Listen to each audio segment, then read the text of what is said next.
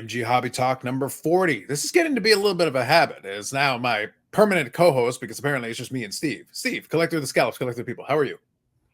You know what? I'm liking this. I'm liking all the quality airtime I'm receiving and getting to know you better on a one-on-one basis. So, we'll just try to keep things clean today and see how it goes.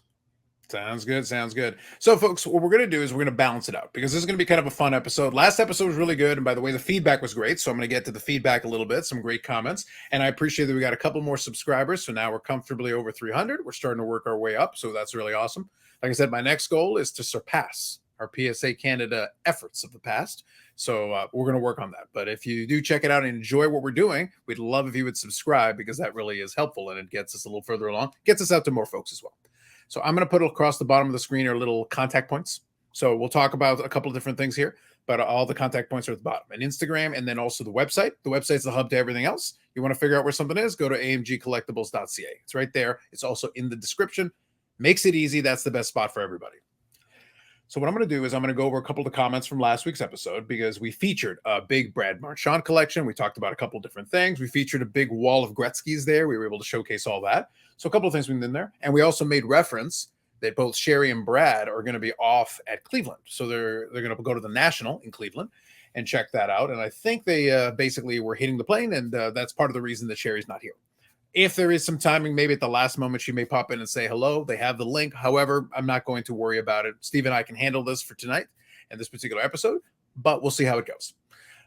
One comment here that we've got here is from CMI Show 78. It's like, you got to see the Drew Carey sign. Dark in Cleveland. Drew Carey is a good call out, a good reference there.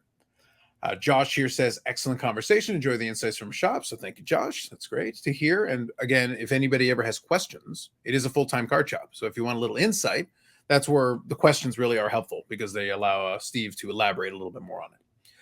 So Tim here says, love the podcast. And as a vintage collector, I have to say I was very impressed with the Marchand cards. It was quite the impressive collection. So I do agree with that. Jason here says, great podcast, guys. Just wondering if the collector of the scallops has any good Bruins card in the collection that they purchased. I'm assuming you mean other than the Marchand, but there were a couple Bruins cards in the Marchand collection, I dare say. So I don't know, any recent Bruins come in other than gigantic stack of Brad Marchands? Actually, as part of that Marchand collection, I had to relinquish a Bobby Orr rookie card. You did, and yep. We actually just purchased another Orr rookie. I believe it's a 1. It presents well, but it's always nice to have a Bobby Orr in the showcase. So we have one good Bruin card at the moment. Perfect. So Gotham here is always contributing. Great video as always. Now, I'm not sure what he's referring to here, but it says great video as always. Appreciate that. The Mario 9 theft was disturbing. Glad it worked out in the end. Is there a reference here that I'm missing on this one? Oh yeah, we were talking about that theft, and okay, I can't remember the customer I told the story to, but we actually had a Mario Lemieux PSA 9 that was stolen. That's the one. Okay, probably 2 years or so ago, and the thief decided he would try to sell it immediately, and we were able to find the card and get the card back within 48 hours, because we had the serial number of the card and everything. And it wasn't, again, sometimes crimes happen when the opportunity presents itself. And, he took it and within 48 hours decided it was okay to list it, maybe not being that familiar with how the serial numbers worked and all that. And we were able to get the card back. And he is no longer a customer of ours. Mm-hmm. Thanks, fair. And you did mention that on the podcast, so that is a good call out. So thank you, Gotham. That's a good mention there. Sick Gretzky cards. I'd never really considered the price variance for the graded cards, so that's really good info in terms of the different ranges of conditions and prices within the same condition and things like that. So that's a good call out as well. Appreciate you commenting as always. So thank you all for that. Great comments, great feedback. So thank you very much to everybody that did contribute. And we do encourage it. If there is something you're curious about, if you just want to comment, by all means, if you have a question, that's a great way. If it is more time sensitive, use the contact points we talked about. That is a quicker way of getting a response. But if you just want a general question, we can touch on it on the subsequent episode. So that's really good. So thank you everybody to that. So real quick, let's talk for a couple minutes. And we've got some fun cards we'll share here at the end, including a prize. the Grail of Grails. But we'll get to that. We'll get to that in a minute. But before we do, obviously, National is happening over in Cleveland this time around. I think the last time they were in Cleveland, from what I understand, I think was 2018. That's my understanding from folks. And it's been there a couple of different times. Chicago has become the very popular destination. After this National, the next 3 Nationals will actually all be Chicago, which maybe is starting to become kind of the de facto home of the National, which isn't necessarily a bad thing, because what I do know about Chicago, even though I haven't been to any of these Nationals, what I do know about Chicago is it is convenient. It's got the center, a lot of hotels and things directly around it. Atlantic City, I think, is completely out of the rotation. It's not a favorite of many people. It's got its own issues. The convention center, though, from what I understand, was really good. It's the surrounding area that's not great. Chicago, because it's in Rosemont, not really Chicago, Rosemont, the convention center setup, the convention center is okay, but the surrounding and everything, the convenience of being able to literally walk out, go get a bite to eat, go to the hotel, go whatever, is really handy. Cleveland is kind of in the middle. The convention center, from what I understand, this new IAC center apparently is really nice, but it's not, you're not going to be able to walk out the door and immediately get to something. Everything's a little bit further away. You're probably going to need a car. So it's different. You've been to a bunch of different nationals, Steve. Would you like to talk about a couple of different venues you've been to and maybe some differences from your experience? Yeah, so you definitely touched on Rosemont outside of Chicago. It's basically built to host conventions. So it really is perfect. First of all, it's kind of middle America. So, at the time I was living in Louisville, Kentucky, 4-hour drive from there, a few hours from Cleveland, a few hours from Detroit. So for the dealers that are driving, obviously it's, within 6 hours for probably 50-60% of them. And then as far as the customers flying in, O'Hare is 5 miles down the road, and the convention center is surrounded by hotels. So it's every week there's something going on there. And I've probably been to Rosemont 100 times because they would do 2 or 3 other shows beside the National. And Chicago always, was one of the better and bigger shows, and they were almost always held at Rosemont. Cleveland is a massive venue. Could probably use some more hotels around the area. It's away from downtown, so getting there isn't, you don't have to deal with the traffic. But again, it's a, convenience thing as far as getting there. Now you're going the other way and you're, 4 or 5 hours from Chicago or Kentucky or other cities in Ohio. And like you touched on, I've been to Anaheim.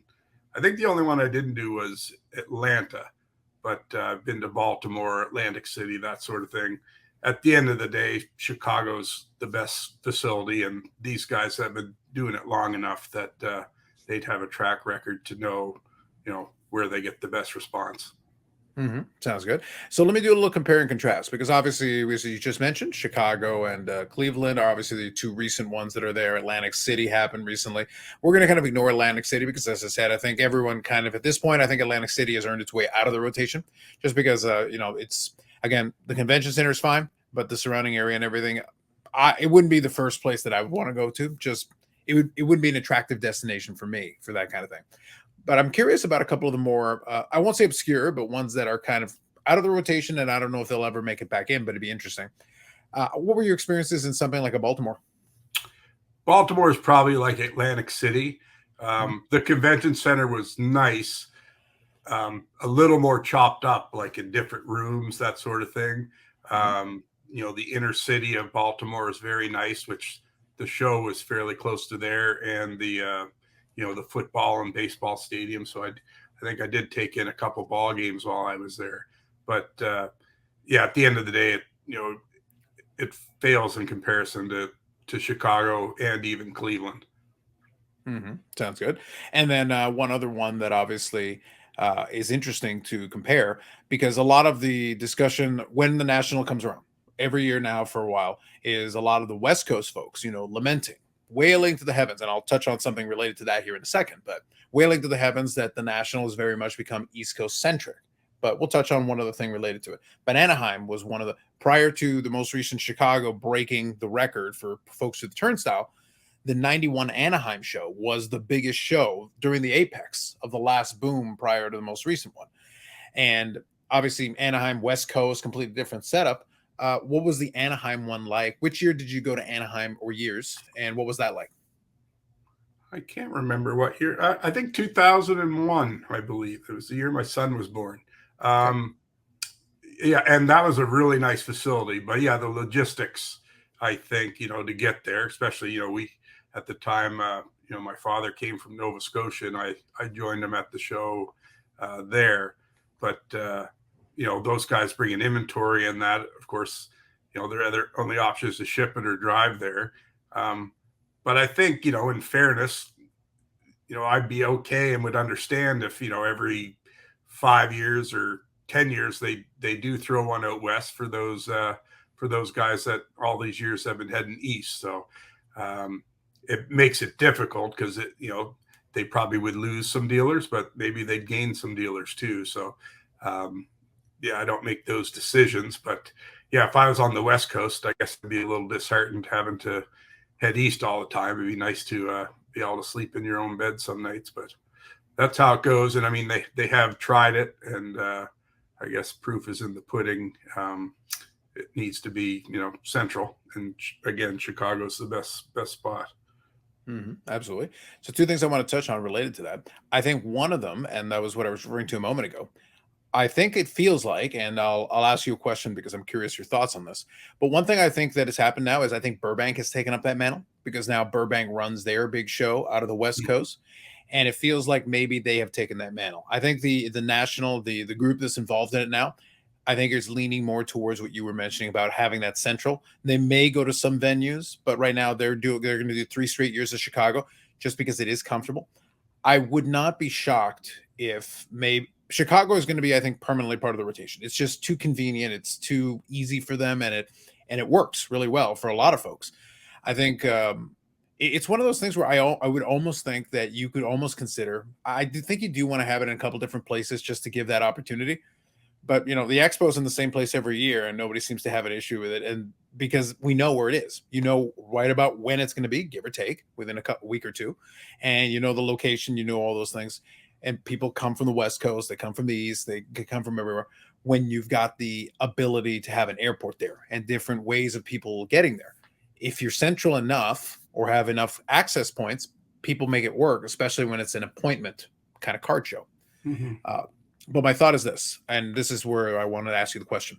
Because Burbank is now building a foothold out west, Dallas has got its niche. Chicago, to your point, has got the national on a regular basis as part of the rotation, but it's also got the Sports Spectacular. There's the Philly show. There's Chantilly. There's a bunch of big regional shows that do fairly well in different parts. I feel like the national is going to have its place, and Fanatics is going to be trying out its new thing, so that's going to be another thing. It's not a card show, but it's got a card show element to it. I feel like now we're in the era of the national is still going to be there. It's still going to have its place, but I feel like we're in the era of kind of different pockets of regional shows. They're like cutting up the different territories. And for folks in different parts, if you can't go to the national, you could go to Chantilly. You could go to Philadelphia. You could go over to Burbank, Dallas. You've got options now. Yeah, and I do know in the past, it may still be going on. I think it was called the East Coast National. Yep. So, yeah, I mean, they rotate between 2 different locations, and one of them is kind of the traditional East Coast National, but the other one, and one of the spots is like in a little mini hockey arena, which looks interesting. I've seen it. Right. It looks so. Yeah, I could see, or even going under the same umbrella, and if the Burbank Sportscards does their show and wants to call it the West Coast National, and so they may at some point may coordinate and put all the shows under the same umbrella and grow the business that way. But absolutely. And the national too, like it's a big ordeal, and it's not necessarily for everyone because there is a great expense to do that show. Of course, the tables tend to be a little more expensive. It's a longer week. I mean, really the national's a week long. So, if you got to pay a week's hotels and the cost of getting there, like, you're into it for $15,000, $20,000 before you even sell a card. So if there was some, regional shows that kind of serve the same purpose and, could allow, I don't want to call them less important or smaller dealers, I guess, to help with their travel costs and that, then absolutely it gives them an opportunity to do a big and reputable show and grow their business too, because it does get expensive traveling. Hmm.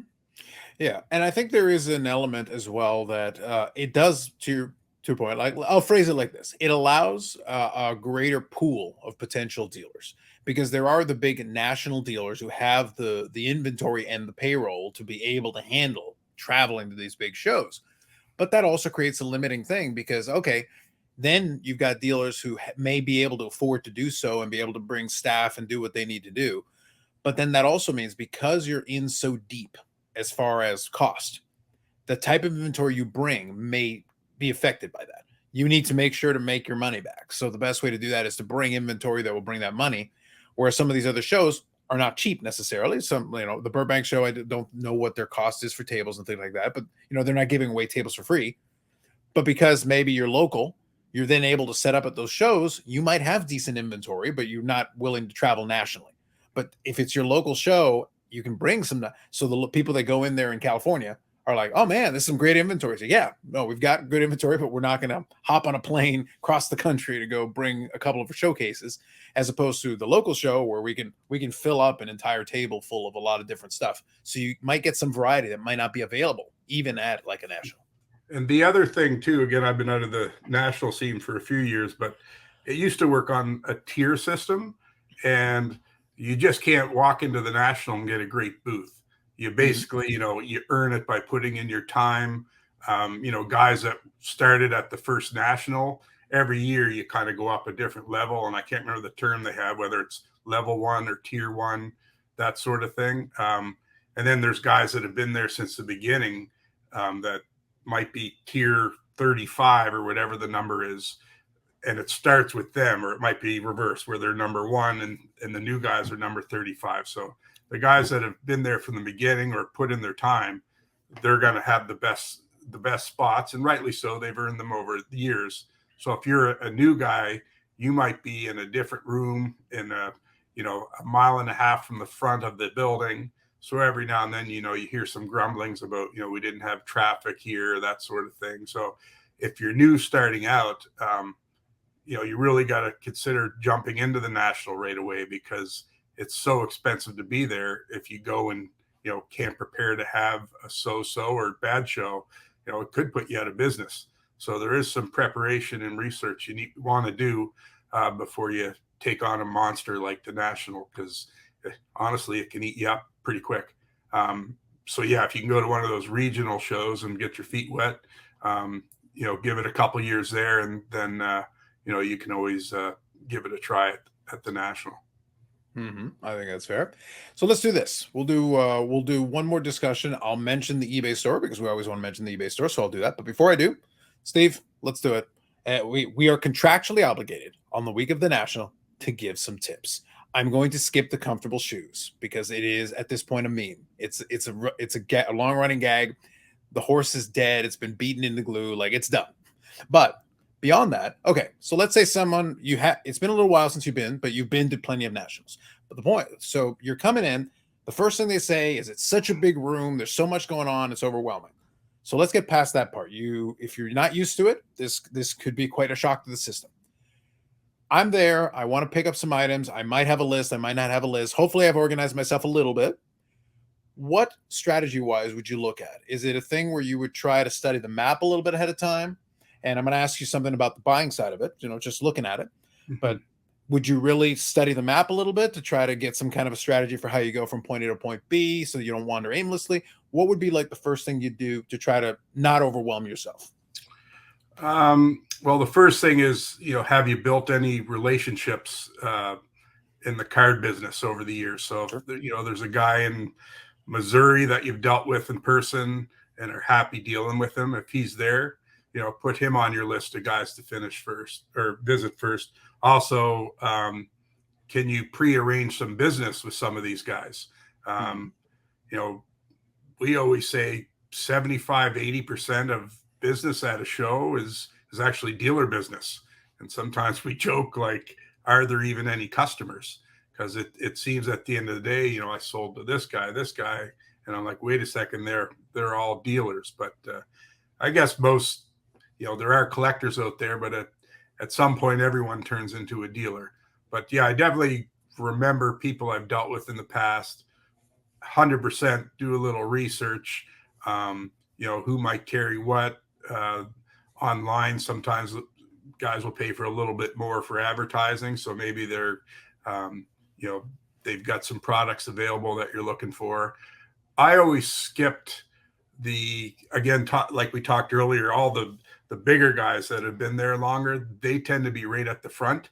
So a lot of times they've got their big items, and now of course if you're looking for big items, have at it with them. But if I'm not looking for a Mantle rookie or this card or that card, I kind of want to maybe try to go get lost in the back for a little bit and pick around in there and see if I can find anything. Because like I said, those first couple rows are going to be the auction houses, big dealers with deep pockets that have some massive cards. But if you're there to sightsee too, you might want to go there first because you're going to probably see some things you haven't seen. So, but yeah, definitely do a little research, kind of like the Toronto show on steroids. But I mean, Toronto's crowd wise and attendance wise, Toronto's growing too. So. Absolutely. It's scaled back appropriately given our market size, but like it's not small. It's one of those things where what I kind of joke with some folks stateside that I talk to, it's like the US is 10 times the size of Canada population wise. But if the expo was 10 times the size, it would dwarf the national. We can't do 10x. We can't do 10x the expo because, just try to get your head around that. It would be ridiculous. It's not, the national is a bigger show. And by multiples, yes, but not by 10x multiple, not by that much. But so it's one of those things, you're already talking a big show, and then obviously you're talking a bigger show. Now, one thought that I kind of had as well, and this is kind of a standard thing. So say to your point, some of the bigger dealers may have some of those big ticket items. So let me ask you this, strategy wise. So let's put our collector hat on here for this occasion. You have your heart set on maybe getting this great piece for your collection, whatever it might be. Are you in the strategy side of it that if you see it and maybe it's a tougher piece, do you make the play right away, even if it's like day one? Or do you kind of cross your fingers and maybe hope you can go around and maybe negotiate a deal after? Like if you see the thing and it's tough enough, do you just make the deal right away? Or do you kind of wait and see what happens? Do you take your chances? If you want something, get it. Don't let 500, or I know it's money and that people work hard for it. Sure. If it's something you want and it makes you happy, you can justify. I always tell myself I've done worse things with $100 or $1,000, that sort of thing. Yeah, especially if it's again, go back to joking me, the collector of the people. When I see something I know that I like, I know someone else is gonna want it as well. So when you're shopping in there and you see something you want, someone else wants it. And maybe they have deeper pockets or they have the same philosophy as I have. Like if it's there, you got to get it because it probably won't be there. And some people like the game though. They like waiting and seeing if they can talk the guy down, that sort of thing too. But depending on how much the item costs, if you can afford it and you want it and it makes you happy, get it. Don't hesitate. All right, that sounds good. So I appreciate that. I wanted to get a couple of thoughts there from you on that, because that is an actual thing that people have to really think about, because there are some items that are common enough that if you don't buy it at this table, you can go 10 tables down and you'll find a copy, or you can go 20 tables down and you'll find a copy. Those ones aren't so bad. I don't think that's necessarily something you really need to worry too much about or beat yourself up over. But if it is a tougher piece, I'm inclined to kind of go in the same direction as you. If I really do know that it is a tougher one, maybe I kind of want to get the deal done. I know a lot of people hate the idea of, well, what if it's a big item and I spent most of my money on day one? It's like, well, but if you go home with it, would that have been a successful show for you? Then does it really make a difference if you bought it on day one or the last day? I guess psychologically, but in reality, does it make it, especially if it costs you the same. If it costs you the same on day one or the last day and you got the item and your intention was to leave with the item, then does the order make any difference? And some of these bigger dealers too, with These items, they also have, deeper pockets for the most part. They don't necessarily need the money. So if it's $1,000 on the Thursday, they're not all of a sudden going to panic and put 700 on it Sunday. It's just $1,000.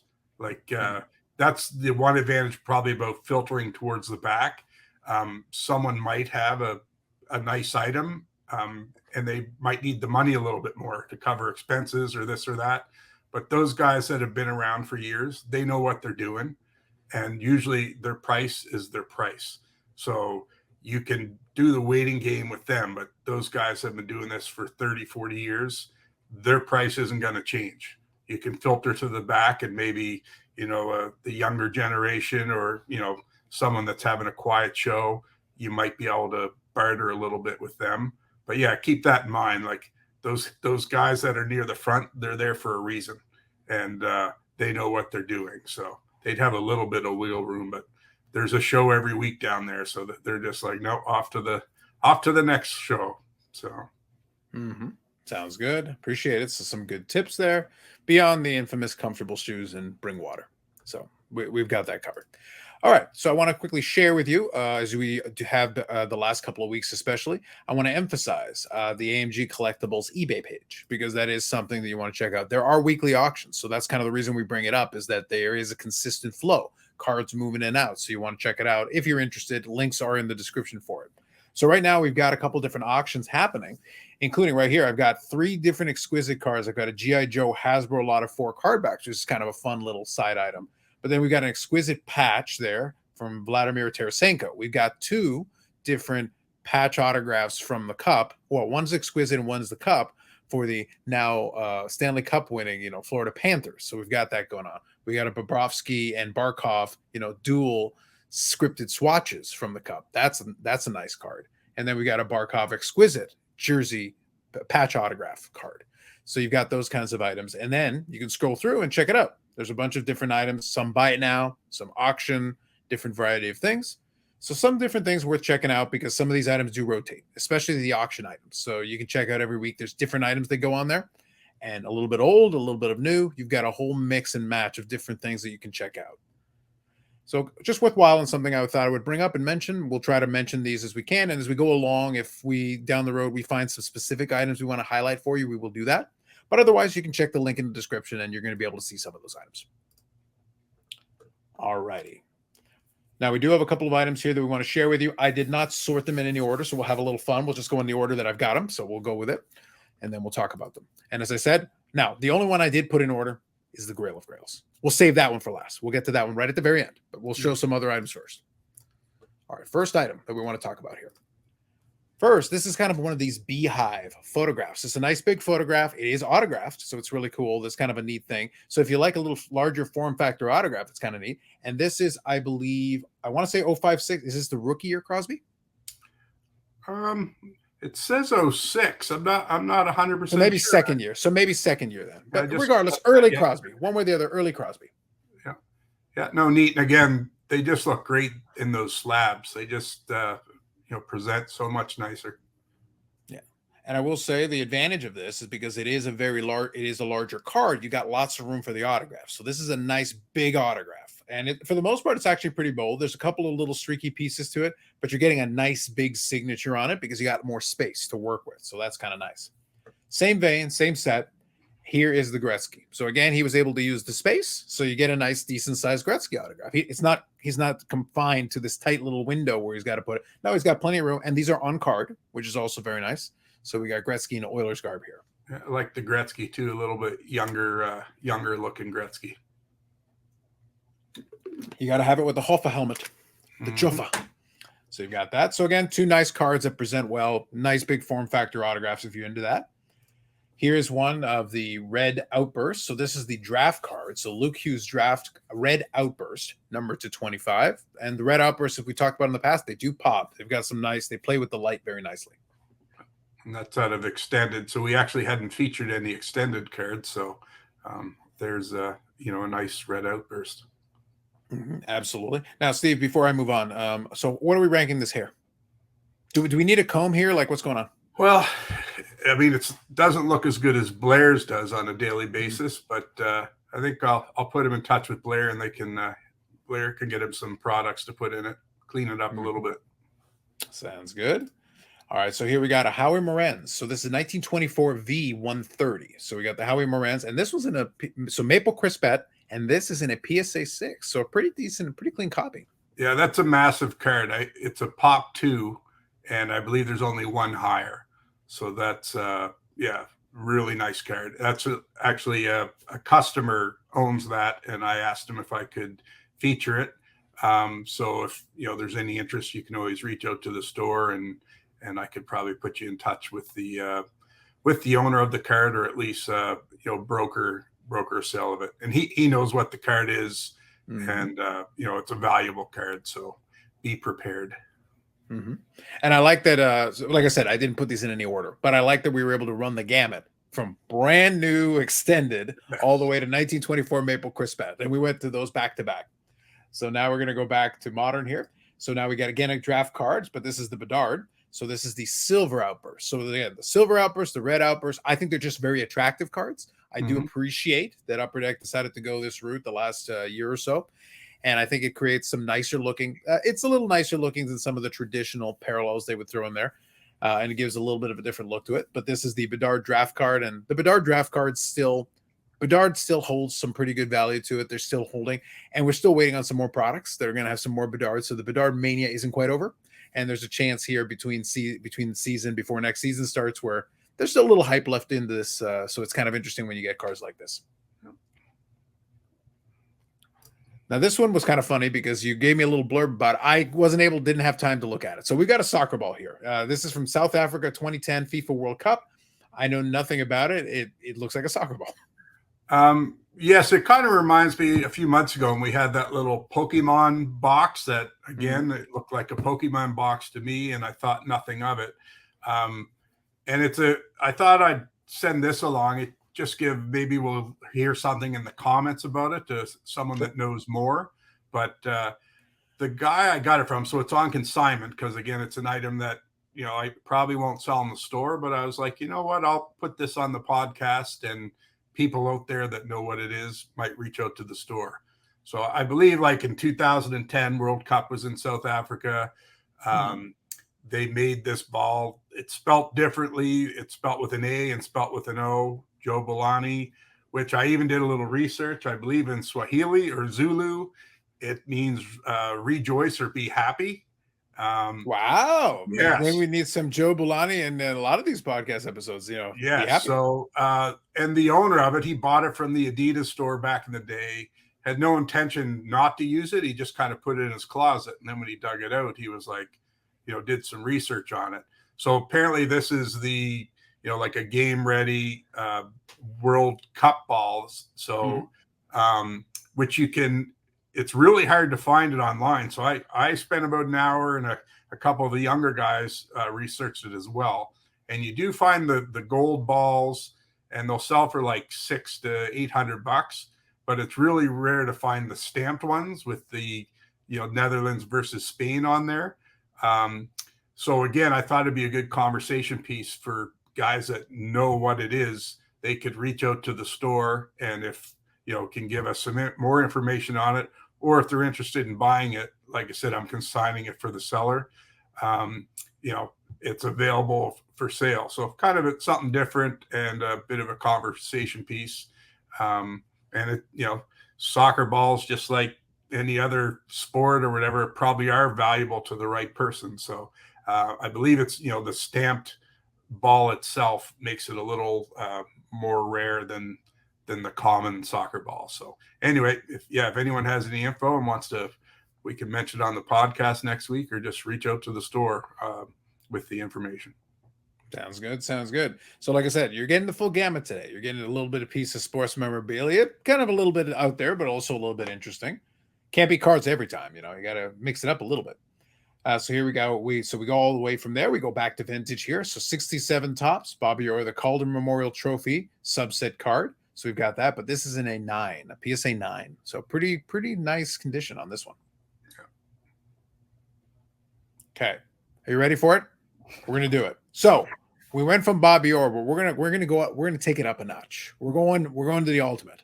They never should have Grail left me Grails. alone on this podcast. They asked for it. So we got 98.99, the Steve Potty card. Now, Steve, first, I need some background. So first, this looks like a buzzard, or like, what do we got here? What's this? Give us some info. Yeah, so one of my many stops along my my minor pro hockey days was in El Paso, Texas, and the team I played for was the El Paso Buzzards. Last night I was digging through some paperwork in my filing cabinet, and lo and behold, this was in there. So it's probably as elusive as the T206 Honus Wagner. So I figured we better share this on the podcast. And I looked it up. It lists for $2 in the Beckett. So I'm a bit of a big deal, compared to some of those other 90s cards. I think Wayne Gretzky's got a couple 50-cent cards from the 90s. So figured I better send it off to PSA anyway. So it'll be a pop one. Probably going to free up an entire showcase and maybe sprinkle rose petals around and kind of feature the card when it gets back from PSA. So again, Sherry and Blair shouldn't have left me alone on this podcast 2 weeks in a row. So they'll learn the hard way. Oh, you're gonna get what you're gonna get. This is what happens. So real quick story before we wind her down. When Steve showed me that, of course, I got a good chuckle out of it. I enjoyed it, but it was funny because obviously Brad has his foray in Major Junior, where he had his little run, and he shared stories in the past of that piece. And I really wish there had been a card, because I think between the Steve Potty card and if there was a Brad Harlan card, I think that would have been like perfect. Like put that in the showcase, like mwah. Chef's kiss. That would have been fantastic. Yeah. So it's one of those things. Like, it's funny. I think though, and this is kind of the point I wanted to make. I think people don't realize, like, first of all, like hockey is obviously ingrained in the Canadian culture. Everybody knows that. But it's kind of a running joke, maybe for folks stateside who are less aware. It's that no, you can basically throw a rock and hit either a professional hockey player or someone that did some level of high level hockey. Like you could hit like 3 of them if you just throw a rock in a certain direction. It's ingrained in that way where a lot of people at least played at some level. And as you go further up the ranks, obviously, it gets tougher. There's less people that are playing, but there's still a lot of folks that maybe had at least a cup of coffee for it in their younger days. And then later on can, share some stories and stuff like that. That's why it was funny. I kind of wish there was a Brad Harlan card because that'd be hilarious. I think it'd be fun for all of us. But I think that Steve has this card is also like, now listen, the Chiefs string 'em on was the ultimate for me, but listen, Steve Potty, 98.99 Buzzards card. Like, I don't know. It's pretty exciting.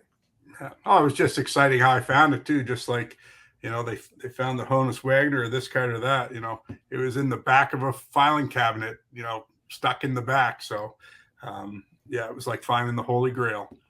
I was going to autograph it and send it in, but PSA has no idea who I am. So they wouldn't authenticate it.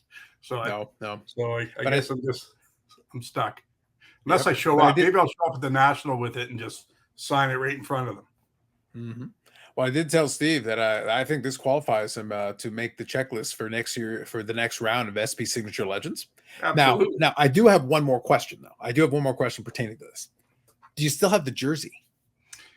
I do have some jerseys. I don't know if I have that one, but actually, funny you said that. We've got a local framer, and he was in the other day and said, you should frame one of your jerseys. So I might frame something and put it up there. But no, kind of like I said, had a little walk down memory lane when I saw that because I didn't know I had any more. So it was a nice little find. Like I said, anyone that's played it probably triggers some memories. So never thought I would be in El Paso, Texas, playing hockey. When I was a 5-year-old. Yeah. But I think the reason I mentioned is twofold. One, because that would be very interesting, but also number two is that the crest, the chest patch on it, like it's a very colorful crest to go along with it. And it would be hilarious if there was the opportunity. Obviously you want to keep the jersey intact because there can't be that many of them around at this point. But I think a patch piece would look amazing on that because you could get some nice colors on that particular chest piece. Yeah, and those leagues too, a big part of making ends meet is they would always have a reason to have a jersey made, whether it's for military night, Valentine's Day, Mother's Day. So, and then immediately after the game, they would auction them off. And I can't remember if I told you this story or not, but I told Brad, and you actually can Google and find the jersey online. Gateway Computers back in the day paid our team a sum of money to change our name for 3 games in lieu of payment to do so. And we showed up to the rink one day, and I don't know if you remember Gateway Computers. The box was almost like a milk cow. It was like a black and white It was box. spotted with the cow. Spotted Yeah, with the cow, like a a milk cow's pattern. So anyway, that's what our jersey looked like. But our crest was actually a cow squatting with over a pile of cow dung, I guess we'll call it, with steam coming off it. And our team name for 3 games was called the El Paso Cow Patties. And they were the funniest looking jersey. That's your challenge, Carlos, to find a picture of that jersey. A steaming pile of cow dung was our team logo. And, Steve, I do like a challenge, but that's a situation where at what cost, Steve? At what cost? I don't know. It was hilarious. But you want to see afterwards, we had like, an auction them off. They sell at NHL prices. Like they were just, it was insane what these jerseys were selling for. That's my one regret in life, was not keeping my El Paso Cow Patties jersey. So if it's out there somewhere, please contact me. I'd love to buy it back. So, but it's definitely look it up. It's a good laugh. Yep. Well, right there at the very end, now that in a nutshell is the reason why a lot of these leagues and a lot of this, people talk about minor league baseball and all those random teams in the middle of these places and and they have to come up with all these different gimmicks to try to sell it because, hey, look, it's the minor sports, still pro, but at the same time, like you got to make a buck where you can't. So you try different things, theme nights, different jerseys and everything. But that's an interesting one. That definitely stands out. But luckily, that one didn't make the card. Luckily, we stuck with the buzzards. So that's a different thing. But no, that was good. So, Steve, I appreciate it. So I think I'm going to get you off right on time to open up the store. Yeah. But hopefully you folks enjoyed the stories. So go ahead.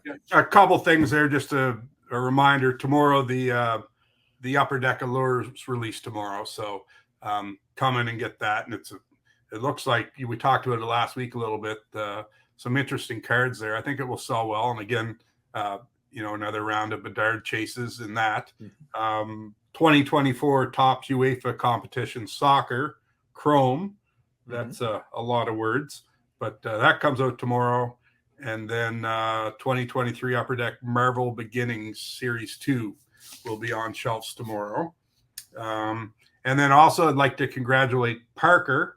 Parker's worked with us for a couple of years, and we've decided to hire him on full time. So I don't know his last name. I was going to say Parker Schnabel, but that's the guy from the TV show Gold Rush. So I will, Parker, I'll learn your last name because it escapes me right now. But Parker's a really good employee. He just moved out on his own. He got his first apartment, so he's a big boy now. So it was a good time for us to give him an opportunity.